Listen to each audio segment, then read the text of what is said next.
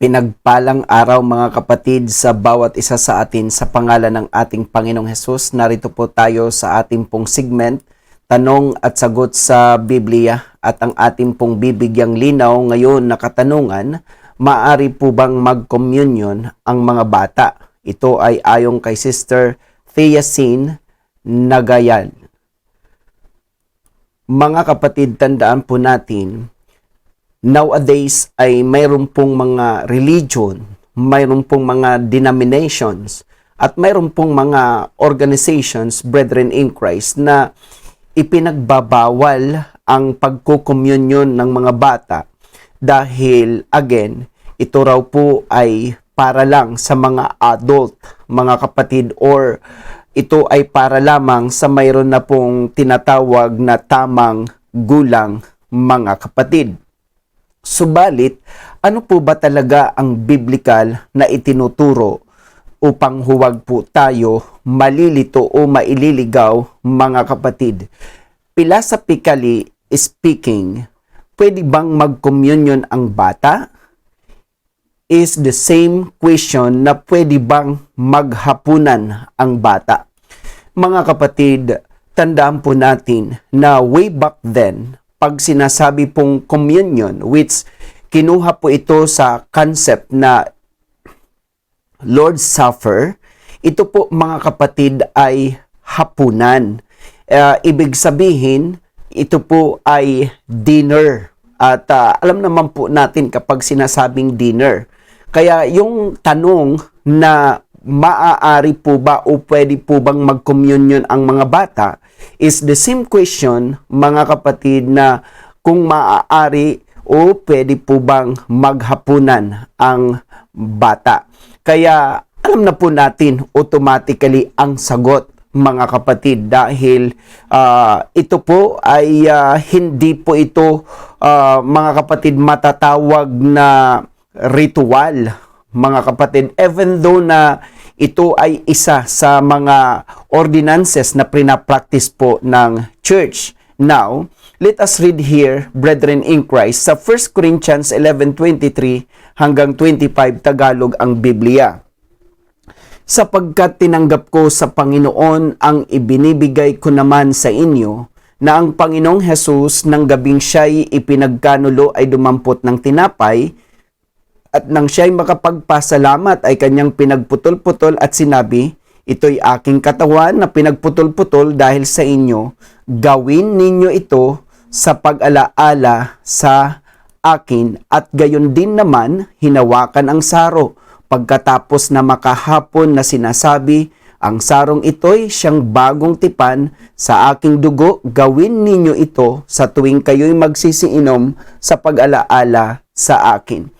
So mga kapatid, ito pong Lord's Supper, or we could say breaking of bread, na iginagawad nila Apostle Paul way back then, Brethren in Christ, ito po ay kanyang nakopya dahil ito ay itinuro ng ating Panginoong Hesukristo.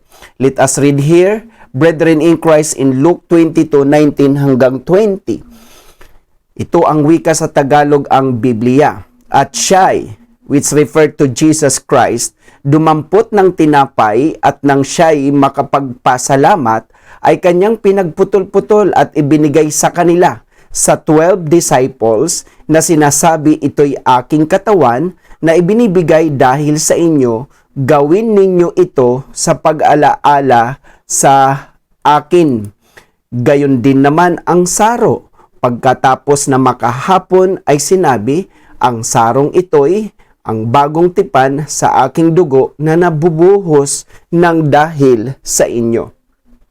So here, Brethren in Christ, the disciples were instructed na tuwing sila ay iinom ng saro at kakain ng tinapay, they have to do it in remembrance of our Lord Jesus Christ. Kaya nga sinabi ni Pablo, mga kapatid, sapagkat tinanggap ko sa Panginoon ang ibinibigay ko naman sa inyo. So, Apostle Paul just copied what the Lord Jesus Christ have instructed to them to do brethren in Christ. Now, let us continue para po lalo natin maintindihan. Pag sinasabing Last Supper, ibig sabihin ng supper, ito po ay dinner, at sa ating tawag ngayon, ito po ay meals. Tinatawag po ito sa Bible na breaking of bread or Lord's Supper. So, therefore, kung ito po ay meals, it is for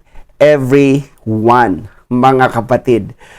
Tandaan po natin, again, hindi po ito ritual na parang practice lang ito ng isang religion, isang denomination, isang organization, kundi ito po ay kainan. Sa tawag nga po natin ngayon ay eating fellowship, brethren in Christ. Now, way back then, sa panahon ng ating Panginoong Hesukristo, mga kapatid, kapag siya po ay nagtuturo, siya po ay nangangaral, ay kasama po yung tinatawag po nating pagpapagaling. Because way back then, halos lahat ng mga sumusunod sa ating Panginoon, ang ilan sa kanila ay mga may sakit, ang ilan sa kanila ay may mga karamdaman, ang ilan sa kanila ay may mga kapansanan. Why they followed Jesus? Because they wanted to be healed. Let us read here in Matthew 14:14, Tagalog ang Biblia. At siya'y lumabas si Jesus at nakita ang isang malaking karamihan at nahabag siya sa kanila at pinagaling niya ang sa kanila'y mga may sakit. So, see, brethren in Christ, sa multitude na sumusunod sa ating Panginoon, hindi po maiwasan again ang mayroong sakit, ang mayroong karamdaman at mayroong kapansanan because sila po ay pinapagaling ng ating Panginoon. At hindi lamang yun, mga kapatid, kalakip sa tuturo at pangangaral ang pagpapagaling, kalakip din po, mga kapatid, ay ang tinatawag nating pagpapakain. Tingnan po natin, mga kapatid, sa Matthew 14:14 at should I say, mga kapatid, dito po sa John 6:5, Tagalog ang Biblia. Itinanaw nga ni Jesus ang kanyang mga mata at pagkakita na ang lubhang maraming tao'y lumapit sa kaniya, ay sinabi kay Felipe, saan tayo magsisibili ng tinapay upang mga kakain ang mga ito? So, hindi lamang sila pinangaralan, hindi lamang sila, mga kapatid, tinuruan, hindi lamang sila pinagaling, gusto pa ng Panginoon sila po ay pakainin. At alam naman po natin ang discourse between ni Jesus Christ at ng mga alagad because they don't have sufficient money to buy food for them. Subalit, mga kapatid, pansinin po natin kung hindi po kasama sa supper or sa meal ang mga bata, mga kapatid, ay makikita po natin dito sa John 6:9. May isang batang lalaki rito na mayroong 5 tinapay na sibada at 2 isda, datapwat gaano na ang mga ito sa ganyang karamihan. So see, brethren in Christ, na ang nagmalasakit magbigay pa ng tinapay at isda ay isang batang lalaki, brethren in Christ. Ngayon, alangan po, pagka sila ay kakain, ay hindi pa kakainin ang mga bata. At again, pag sinasabing communion, ang thought po nito ay galing po ito at halaw po ito sa Lord's Supper. Brethren in Christ, pag sinasabing supper, ito po ay dinner or meal, brethren in Christ. Now, let us continue para lalo natin pong maintindihan.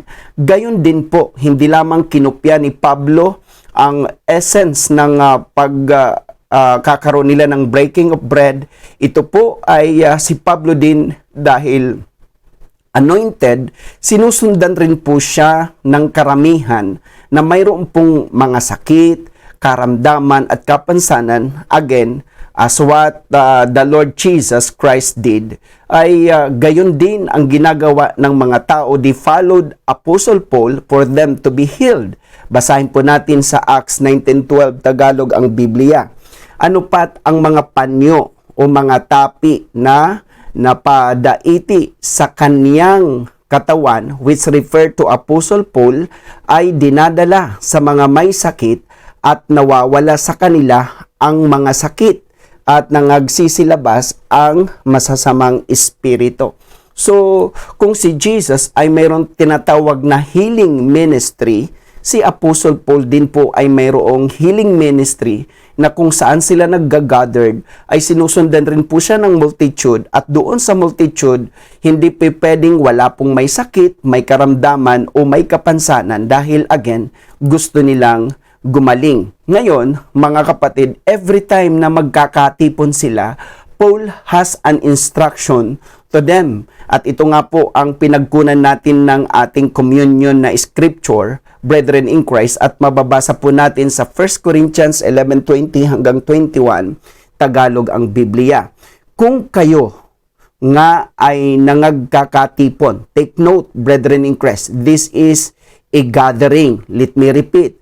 Kung kayo nga ay nangagkakatipon, ay hindi kayo maaaring magsikain ng hapunan ng Panginoon. In English ay Lord's Supper, sapagkat sa inyong pagkain, ang bawat isa'y kumukuha ng kani-kaniyang sariling hapunan na nagpapauna sa iba, at ang isa ay gutom at ang iba'y lasing.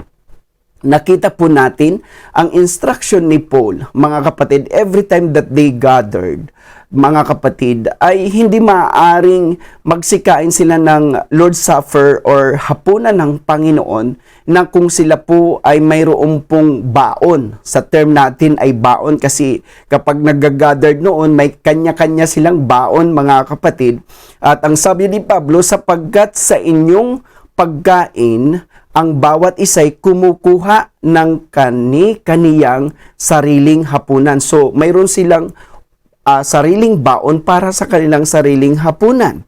Subalit, mga kapatid, makikita po natin na yung may mga baon ay nauuna silang kumain. Kaya ang sabi ni Pablo, ang isa ay gutom at ang iba'y lasing, ang iba ay busog na, ang iba ay nagugutom, because way back then, brethren in Christ, sa kultura po ng mga Hudyo, ay very shameful yung kakain kang mag-isa. Kailangan marunong kang mag-share ng pagkain mo sa walang pagkain. Ito po yung context, mga kapatid. Now, let us continue. Kaya ito na po ang pinagbabasihan ng iba sa sinabi ni Pablo, at mababasa po natin ito sa 1 Corinthians 11:28 hanggang 30, Tagalog ang Biblia.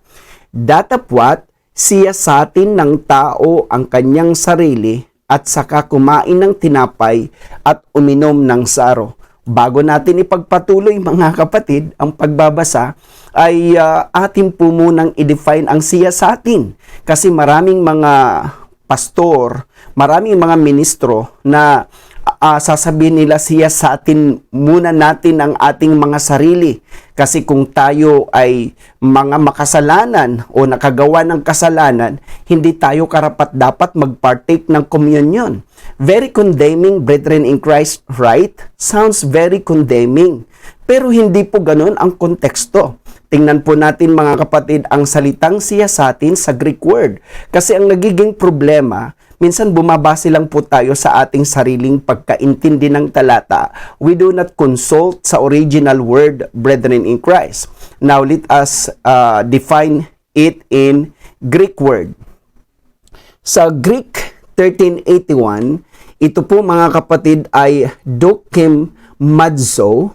Ibig sabihin sa English nito ay examine, at ang ibig sabihin ng examine, discern. At ito ay translate sa Tagalog na siya sa atin o kilalanin. Ibig sabihin, mga kapatid, pakiramdaman natin.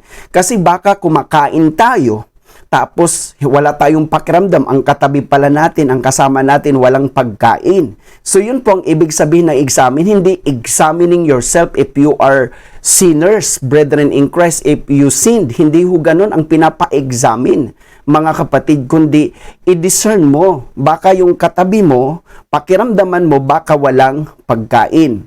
Now, let us go back sa ating pong binabasa. Sabi po dito, datapwat siya sa atin ng tao ang kanyang sarili, at saka kumain ng tinapay at uminom ng saro, sapagkat ang kumakain at umiinom ay kumakain at umiinom ng hatol sa kanyang sarili kung hindi niya kinikilala ang katawan ng Panginoon. Ang salitang kinikilala dyan ay discern din, mga kapatid, in English. At dito, hatol sa kanyang sarili. Nakita nyo po, hindi po hahatulan ng Diyos, kundi hahatulan ng ang kanyang sarili. Kasi halimbawa, kumain ka, tapos mga kapatid, napansin mo pala ang katabi mo walang baon, walang nakain. So of course, brethren in Christ, you will now begin to condemn yourself. Kaya ito po yung sinasabi, mga kapatid, sa Greek word. Tingnan rin po natin ang Greek word. Sa Greek word 29:17, krima, na ang ibig sabihin, damnation to himself. Sa salitang English, ito po ay conscience, brethren in Christ, hatol sa kanyang sarili. Kaya mga kapatid, nagkakaroon tayo ng paghatol sa ating sarili o sa madaling salita, nakukonsensya tayo na minsan mayroon tayong dapat gawin, hindi po natin nagawa, ay nakukonsensya tayo. Ito po yung sinasabing hatol sa kanyang sarili. Kasi para bang naging maramot tayo, naging selfish tayo dahil hindi tayo nag-share. Yun po, mga kapatid, hindi po yung hatol na ikaw ay magkakasakit, hatol na ikaw ay mamamatay. Hindi ho ganun, mga kapatid. Ang sinasabing hatol sa sarili, ito po ay makukonsensya tayo. We will now begin to judge ourselves dahil it seems na parang naging selfish po tayo. Now, let us continue reading kasi ito pong talatang itong ating dinidefine, ito ang madalas gamitin ng mga pastor at mga ministro, mga kapatid, na hindi po nauunawaan ang talata. At balikan po natin, mga kapatid, sapagkat ang kumakain at umiinom ay kumakain at umiinom ng hatol sa kanyang sarili kung hindi niya kinikilala ang katawan ng Panginoon. Dahil dito'y marami sa inyo ang mahihina at mga masasakitin at hindi kakaunti ang nangatutulog, or in other word, nangamamatay. So ngayon, bakit mayroon pong tinatawag nanghihina, ang iba ay nagkakasakit, ang iba ay namamatay? Kasi ganito yun, mga kapatid. Kaya dinala ko po kayo kanina na every time Paul ay naglulunsad ng gathering, mga kapatid, ang nagdraw sa kanya ang multitude, at doon sa multitude mayroon pong mga may sakit, may karamdaman, may kapansanan, at intended that everyone ay magkakaroon po ng kanya-kanyang baon. At of course, hindi naman lahat mayroong baon, at ang may baon must share ng kanilang baon sa kanilang kapwa. Ngayon, mga kapatid, halimbawa, para maintindihan po, hindi po hatol dito ang panghihina, hindi po hatol yung nagkakasakit, hindi po hatol yung namamatay o natutulog. Ingat tayo, mga kapatid. Kaya nga po minsan ang iba ayaw nang mag-communion kasi nakukondem sila, natatakot silang magkasakit, natatakot silang mamatay. Kasi pag hindi ka raw wika ang karapat-dapat, ikaw ay mamamatay. Ngayon, mga kapatid, tingnan po natin, again, dahil every time na si Pablo ay naglulunsad ng gathering, mayroon pong mga may sakit, mayroon pong may mga karamdaman, mayroon pong mga kapansanan, and yung mga may kaya intended na magdala po ng baon, at if ever na ang kanilang kapwa lang baon, they have to share, brethren in Christ. Ngayon, mga kapatid, itong mga may sakit, may karamdaman, at itong mga mahirap na walang baon, halimbawa, hindi ka nakakain, mga kapatid, ikaw ay magkakasakit, of course. Kasi di nga ang nalilipasan lagi ng gutom, nagkakaroon po ng ulcer. Ngayon, kung ikaw naman ay naandun sa gathering at may sakit ka at hindi ka rin nakakain, pwede kang mamatay. Mga kapatid, yun po ang sinasabi dito. Ngayon, ang iba naman, hindi man sila magkasakit, hindi man sila mamatay kasi wala silang karamdaman, pwede silang manghina physically. Kasi ang tao na hindi nakakakain, nanghihina, mga kapatid. Itong panghihina, itong pagkakasakit, itong pagkamatay is not hindi po ito hatol ng Diyos sa mga tao na hindi nag-share ng kanilang baon. Kaya mga kapatid, kung ating pong isa-sum up itong talata, itong sinasabi ni Pablo sa 1 Corinthians 11:28 hanggang 30, datapwat siya sa atin ng tao ang kanyang sarili at saka kumain ng tinapay at uminom sa saro, sapagkat ang kumakain at umiinom ay kumakain at umiinom ng hatol sa kanyang sarili kung hindi niya kinikilala ang katawan ng Panginoon. Dahil dito'y marami sa inyo ang mahihina at mga masasakitin at hindi kakaunti ang nangatutulog o nangamamatay. Kaya mga kapatid, naunawaan na po natin, mga kapatid, ang salitang examine at yung binabanggit po na unworthy, mga kapatid, kung ating titingnan sa Greek word, ito po mga kapatid ay yung tinatawag na anaxios, na ibig sabihin, sa English nga po, unworthily, ang ibig sabihin nito, irreverently, walang paggalang, walang respeto. Yun po ang ibig sabihin ng di nararapat. Kasi kita nga po ninyo, kapag may nagtuturo, tapos kain ka ng kain, mga kapatid, parang kawalan ng respeto, kawalang galang. Yun po ang ibig sabihin, mga kapatid, ng unworthy. Hindi po yung sinasabing unworthy, hindi ka pwedeng mag-communion dahil nagkamali ka, hindi ka pwedeng mag-communion dahil nagkasala ka, hindi ka pwedeng mag-communion dahil nagkulang ka, hindi ka pwedeng mag-communion. Ang daming bawal, mga kapatid. Kasi ang pakiramdam nila, pag sinasabing unworthy, aba mga kapatid, hindi natin naintindihan ang tinapos na gawa ng ating Panginoon. Now, when Jesus Christ died on the cross, inimpute sa atin ang righteousness and He justified us. Ang ibig sabihin ng justification, mga kapatid, He made us worthy. Kaya pinaging dapat tayo ng biyaya ng Panginoon. At sino ito para hindi maging dapat, mga kapatid? Kaya again, napakamali po ang pag-i-interpret ng maraming tagapangaral, maraming pastor at maraming ministro sa talatang ito, mga kapatid. Now, let us continue. Kaya nga po sa parang conclusion ni Pablo sa 1 Corinthians 11:33, Tagalog ang Biblia, dahil dito, mga kapatid ko, kung kayo'y mangagsasalo-salo sa pagkain ay mangaghintayan kayo. Let me repeat. Dahil dito, mga kapatid ko, kung kayo'y mangagsasalo-salo sa pagkain ay mangaghintayan kayo. Ayaw lang ni Pablo yung may nauuna kasi may proper, may oras ng pagkain ng sabay-sabay, ng salo-salo, mga kapatid. Now, let us continue. What is the purpose of observing the Lord's Supper or communion? Let me repeat, what is the purpose of observing the Lord's Supper or communion? So mga kapatid, of course, balikan po natin ang talatang ating binasa kanina sa 1 Corinthians 11:23 hanggang 25, Tagalog ang Biblia. Sapagkat tinanggap ko sa Panginoon ang ibinibigay ko naman sa inyo, na ang Panginoong Hesus ng gabing siya'y ipinagkanulo ay dumampot ng tinapay at nang siya'y makapagpasalamat ay kanyang pinagputol-putol at sinabi, ito'y aking katawan na pinagputol-putol dahil sa inyo, gawin ninyo ito sa pag-alaala sa akin.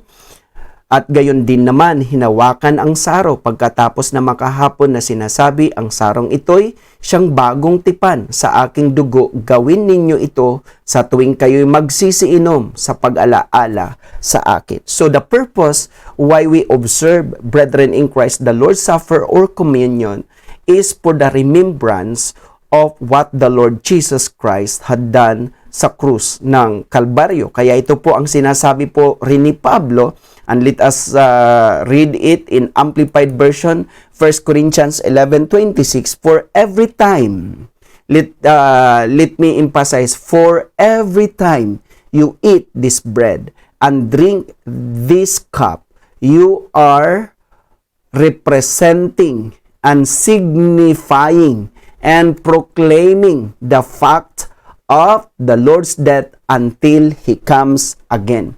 So, ang aalalahanin natin ay ang kinamatayan ng Panginoon sa krus ng Kalbaryo. Bakit namatay si Kristo sa krus ng Kalbaryo?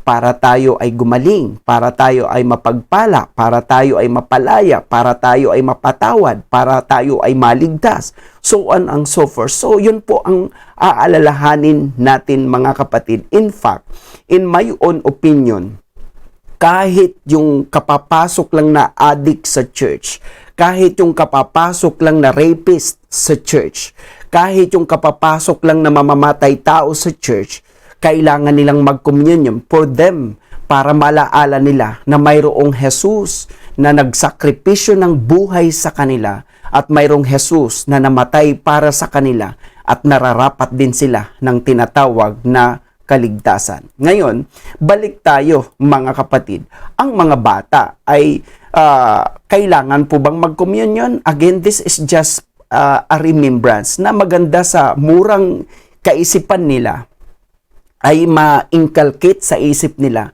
na mayroong Panginoong Hesukristo na namatay para sa kanila mga kapatid. Bakit? Kasi alam niyo po, ang breaking of bread, which ito po yung Lord's Supper, ginagawa po ito sa bahay-bahay.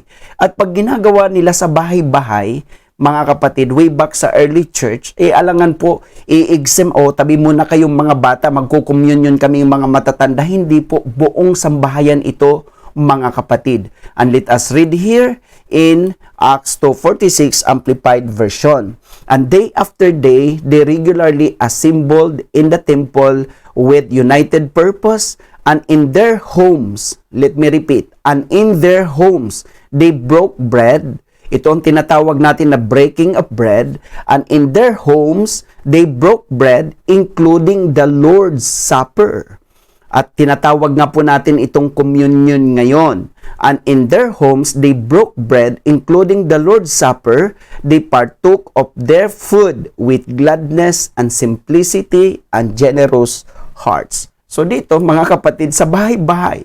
Kaya pag iginawad at inilunsad ang Lord's Supper or yung tinatawag nating communion sa bahay, of course, everyone will partake, included ang mga aged at mga youngs, and even the children, brethren in Christ. Kaya ang ating sagot, pwede po na mag-communion ang mga bata. I hope that I answered the question. Maaari po bang mag-communion ang mga bata? Ayon kay Sister Thea Sin Nagayal, brethren in Christ, again, our answer is pwede po mag-communion ang mga bata dahil sa kabila ng kanilang murang kaisipan, they have to understand that someone sacrificed for them, and that is our Lord Jesus Christ, because communion is just remembering of what the Lord Jesus Christ have done sa krus ng Kalbaryo. At that's all, brethren in Christ, sa ating pong segment, tanong at sagot sa Biblia. Whenever na kayo po ay may katanungan, don't hesitate to comment your questions, brethren in Christ, upang sa mga susunod nating pagtatalakay ay ating pong sasagutin ang anuman ang maaari ninyong maging katanungan sa biyaya at tulong ng ating Panginoon. Hanggang sa muli, mga kapatid, God bless us all.